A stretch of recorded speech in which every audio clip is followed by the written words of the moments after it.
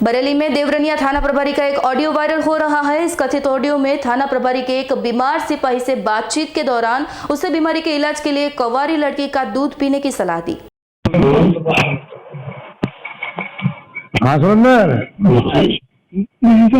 हाँ बेटा क्या हुआ? कुछ नहीं सर, बोतल चढ़वाई है, सो रहा था मैं भाई के पास में बरेली। नहीं ये बता रहे कि वहाँ तुम एडमिट हो जिला अस्पताल में? नहीं, दिखाने गया था ना उनको दोपहर में। अच्छा तो रेस्ट करो तुम, ठीक है? ठीक है सर। और कुछ साथ में ठीक है ना? अब पहले से थोड़ा दिखाया था पर पैरों में धड़कन बंद नहीं है अभी। तो नॉनवेज खाता नहीं खाता है? नहीं हैं? नहीं। वाली लड़की का दूध पिया नहीं पिया तुमने कभी?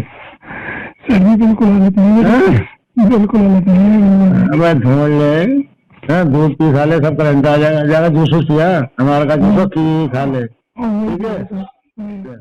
અમારી તમામ માહિતીથી અપડેટ રહેવા માટે જોડાયેલા રહો S9 ન્યૂઝ સાથે।